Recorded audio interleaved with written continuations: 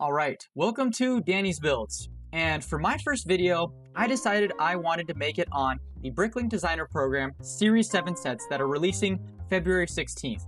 Now, I've always loved the BrickLink Designer Program. I think it's an amazing opportunity for passionate builders to try to get their models made into real LEGO sets that are widely distributed.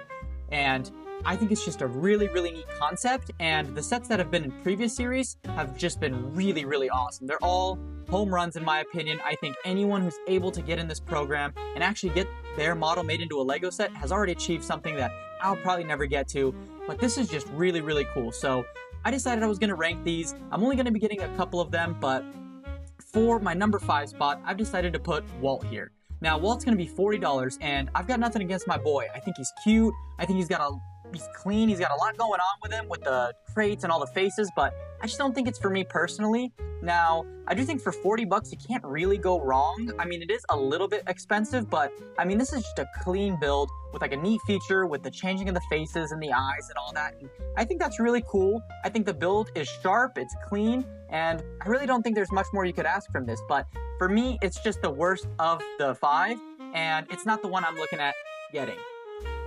Now, at number 4, I've put the Antique Collection here, and this is going to come out for $110. Now, this one I think is super niche. I think you've kind of got to be into this sort of thing to want to get a set like this, and I think for what it is, I think it's done really well.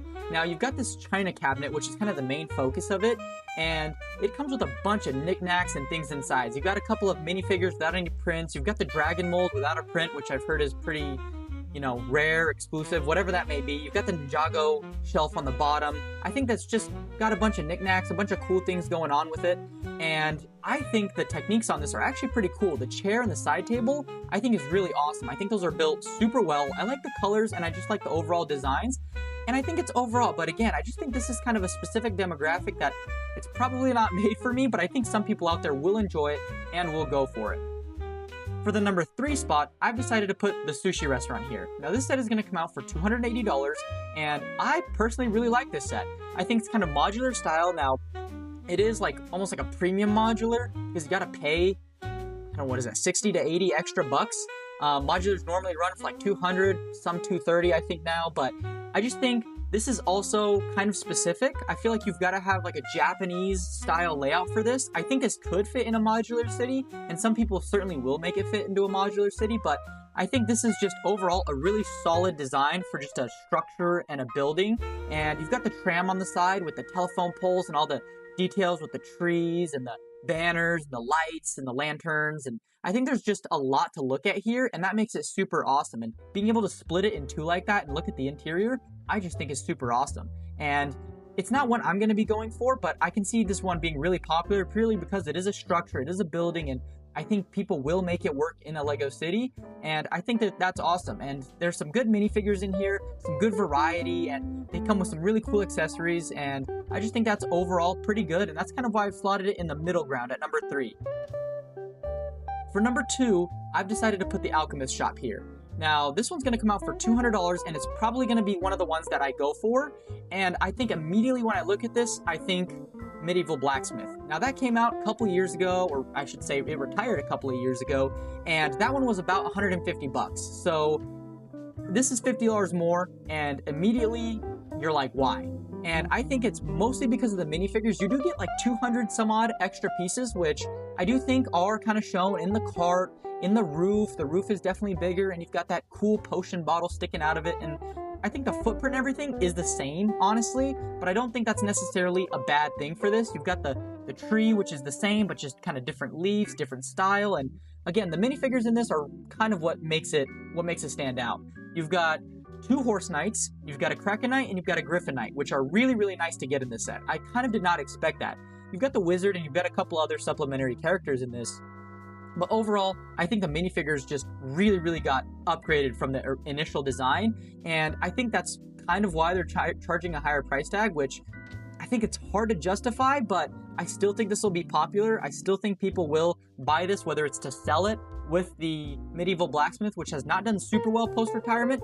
Maybe selling these together will help that kind of get out of its slump, or even just displaying it together in like a fantasy or medieval world. I think it's going to look really good either way, and I think this one's going to be super popular. Number one set, and the set that's got me at full mast, has got to be the Privateer Frigate Fortuna. Now this set's going to be $350, which is the most expensive of the group, but I do think it is the best, at least in my opinion. Now I love ships, but overall I think the design of this is really impressive. That brick-built hull with all the angles and slopes it achieves is really, really impressive, and it's honestly really hard to do in LEGO. I certainly couldn't, and I really admire this designer for doing that and taking on that challenge. I also think that the back here with that sloped captain's cabin, that blue section with the gold, I think that's really hard to achieve as well, and the techniques in this are just really, really, really complex, and I'm really excited to build this thing and see what it looks like. You've got a really good interior that's really accessible. You simply pull off the tops and you can get in there and see what's going on, but overall, I think it's really good, and I think what really makes it stand out is the minifigures. Now, it's got 20 awesome minifigures. You get a handful of sailors. I think you get a captain, lieutenant, a couple other guys, a couple other soldiers. You get the figurehead, which is similar to the Black Pearl. And overall, I think the figures in this, I think there's a lot of them. But there's also, you get the quantity, but you also get the quality. And I think that's what makes this set worth it. Now, you could look at it and compare it to the Black Pearl and say, well, this isn't Pirates of the Caribbean, you know, you don't get the iconic characters, and that's very true. They are similar in price. This is 30 bucks less. I think they're similar in size as well. You do get the cloth sails and the Black Pearl, so I do think they're comparable, and honestly, I think they both work well as standalone sets. I really think it's hard to look at one or the other and say one is better than the other. Honestly, I think it's really up to personal preference, and I also think it's how much do you love the Pirates of the Caribbean, but I think they both really, really hold their own, they stand their own ground, and I think that's awesome. I think it's really good to get more ships on the market too, and I'm really excited to pick this one up. Now, let me know what you disagree with or what you guys think. Are there any sets you guys are picking up? Is there any order you would change this in? Are there any sets that really stand out to you? And what do you guys think about the series in general? I'm really curious to see what you guys think of Series 7 versus maybe Series 6 or Series 5, and if any of these are going to sell out, or if there's going to be a supply and demand issue, if they're going to pump up the print run like they did with previous sets. So with that, I hope you guys have a good day, and God bless.